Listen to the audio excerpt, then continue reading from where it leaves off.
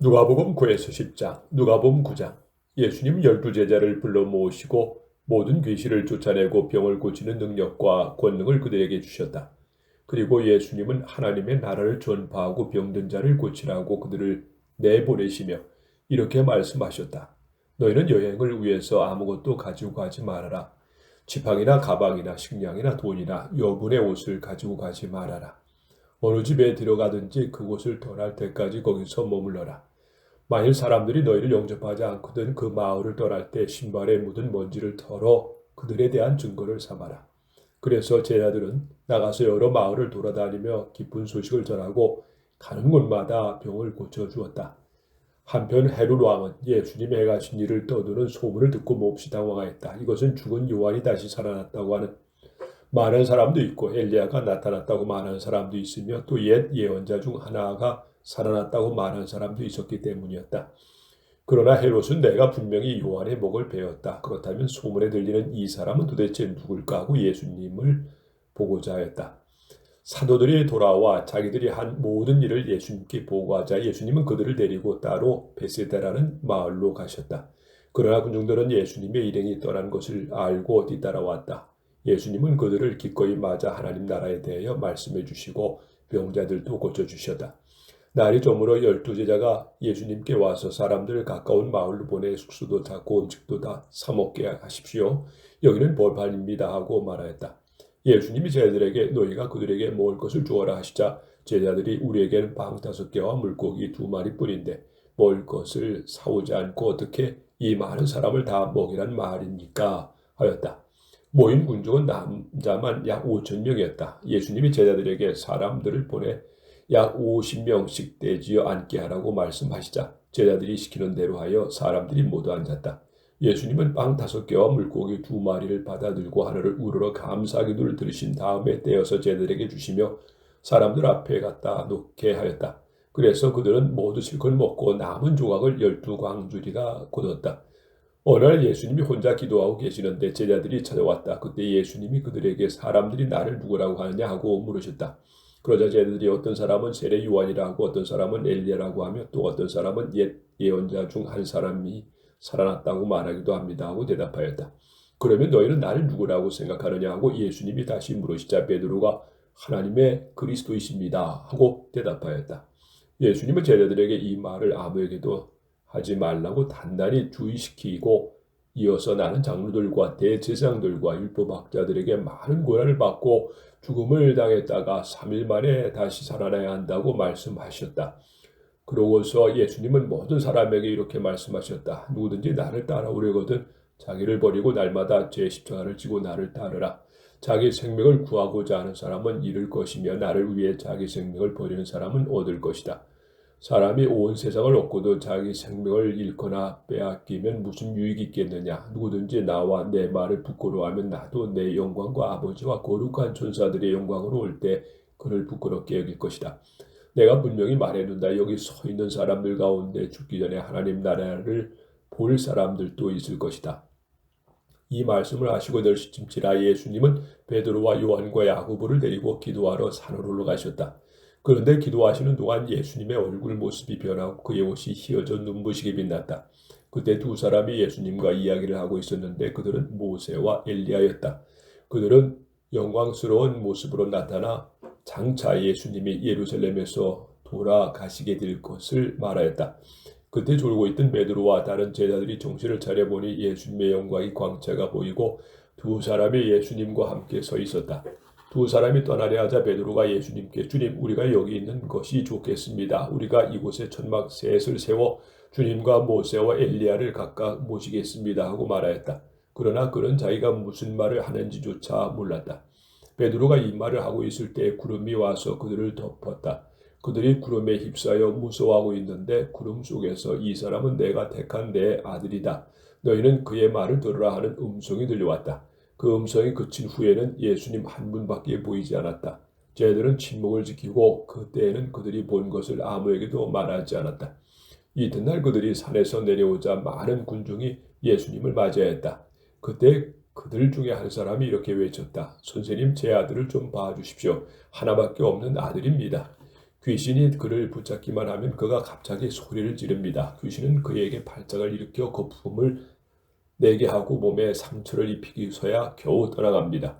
그래서 선생님의 제자들에게 귀신을 쫓아내달라고 간청했으나 쫓아내지 못했습니다. 그러자 예수님은 믿음이 없고 비뚤어진 세대여 내가 언제까지 너희와 함께 있어야 하며 너희를 보고 참아야 하겠느냐 하시고 그 사람에게 네 아들을 이리 데려오너라 하고 말씀하셨다. 아이가 오고 있는 동안에 귀신은 그를 거꾸로 틀어 발작을 일으켜 놓았다. 그러나 예수님이 더러운 귀신을 끄셔서 아이를 낫게 하신 후 그의 아버지에게 돌려주시자 사람들이 다 하나님의 위대하심에 놀라 감탄하였다. 예수님이 하신 모든 일을 보고 사람들이 다 놀라고 있을 때 예수님이 제자들에게 이 말을 귀담아 들어라. 나는 머지않아 사람들의 손에 넘어가게 될 것이다 하고 말씀하셨다. 그러나 이 말씀의 뜻이 숨겨져서 제자들은 깨닫기는커녕 묻기조차 두려워했다. 제자들 사이에 누가 가장 위대하냐 문제로 말다툼이 벌어졌다. 예수님은 그들의 생각을 아시고 한 어린아이를 데려다가 곁에 세우고 제자들에게 말씀하셨다. 누구든지 내 이름으로 이러한 어린아이를 영접하면 곧 나를 영접하는 것이며 누구든지 나를 영접하면 바로 나를 보내신 분을 영접하는 것이다.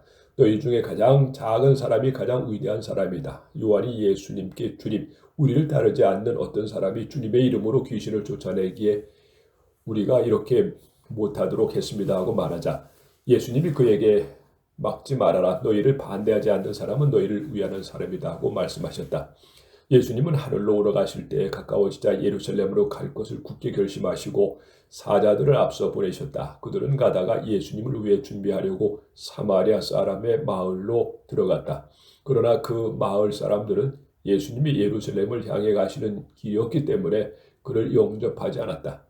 야고보와 요한은 이것을 보고 예수님께 주님 하늘에서 불을 내려다가 이 사람들을 태워버리는 것이 어떻겠습니까? 하고 물었으나 예수님은 그들을 꾸짖으시고 함께 다른 마을로 가셨다. 그들이 가는 도중에 어떤 사람이 예수님께 와서 저는 선생님이 어디로 가시든지 따라가겠습니다 했다.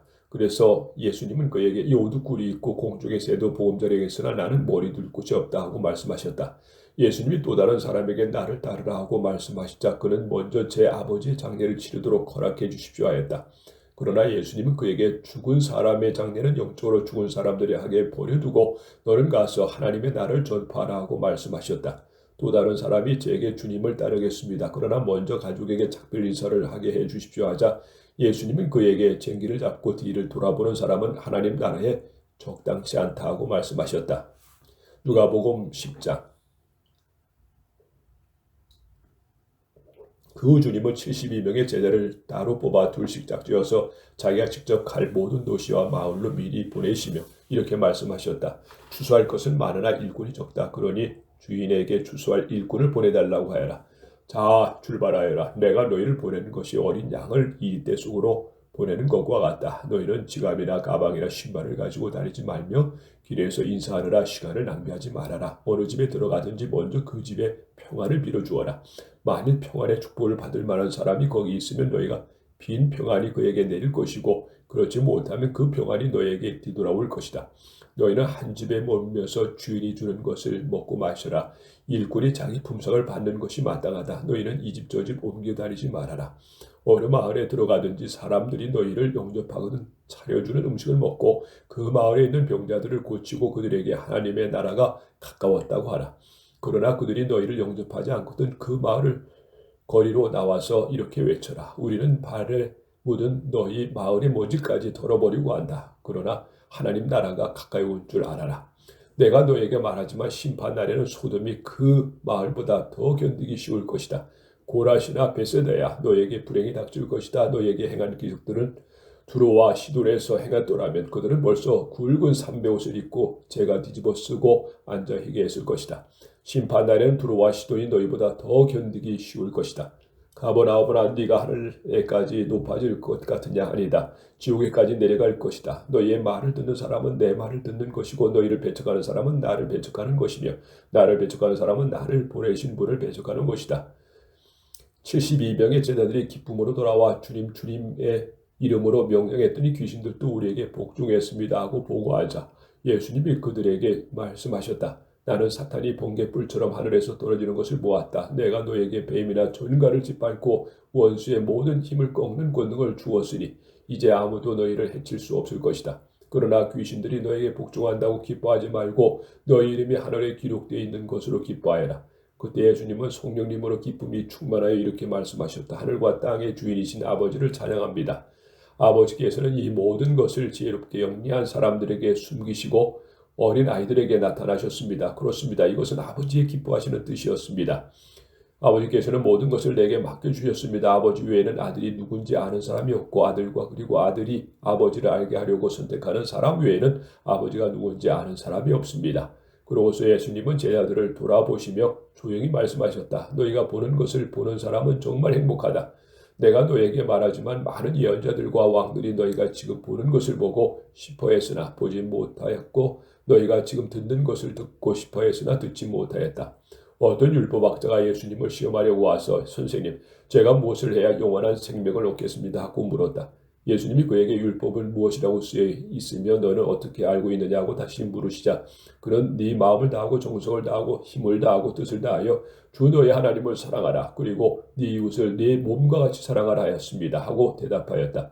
그래서 예수님이 그에게 네 말이 옳다. 그대로 실천하여라. 그러면 네가 살 것이다 하고 말씀하셨으나 그 율법학자는 자기가 옳다는 것을 보이려고 그러면 누가 내 이웃입니까 하고 예수님께 물었다. 그러자 예수님은 이렇게 대답하셨다. 어떤 사람이 예루살렘에서 여리고로 내려가다가 강도를 만났다. 강도는 그 사람의 옷을 벗기고 때려서 반쯤 죽은 것을 버려두고 가버렸다. 마침 한 제사장이 그 길로 내려가다가 그를 보고는 피해서 지나갔다. 그리고 어떤 레위 사람도 그곳에 이르러 그를 보고는 피해서 지나갔다. 그러나 어떤 사마리아 사람은 여행 중에 그 길로 지나가다가 그를 보고 불쌍한 생각이 들었다. 그래서 그는 다가와서 상처에 기름과 포도주를 붓고 싸맨 후 자기 짐승에 태워 여관까지 데려가서 간호해 주었다. 이튿날 그는 2데나리온을 여관 주인에게 주면서 이 사람을 잘 보살펴 주시오. 비용이 더 들면 돌아오는 길에 갚아드리겠소 하고 부탁하였다. 그러니 네 생각에 이 세 사람 중에 누가 강도 만난 사람의 이웃이 되겠느냐? 그때 율법학자는 그 사람을 불쌍히 여긴 사람입니다 하고 대답하였다. 예수님 그에게 너도 가서 그와 같이 실천하여라 하고 말씀하셨다. 예수님의 일행이 예루살렘으로 가는 도중 어느 마을에 들어갔을 때 마르다라는 여자가 예수님을 자기 집에 모셔들었다. 그녀에게는 마리아라는 동생이 있었는데 주님 앞에 앉아 말씀을 듣고 있었다. 그러나 마르다는 여러 가지로 준비하느라고 마음이 산란하였다. 마르다가 예수님께 와서 주님, 제 동생이 모든 일을 저 혼자 하도록 내버려 두고 있었는데 그냥 보고만 계십니까? 저를 좀 도와주라고 하십시오 하자 예수님이 마르다에게 대답하셨다. 마르다야 마르다야, 네가 많은 일로 염려하고 걱정하는구나. 그러나 꼭 필요한 것은 한 가지뿐이다. 마리아는 좋은 편을 택했으니 아무에게도 그것을 빼앗기지 않을 것이다.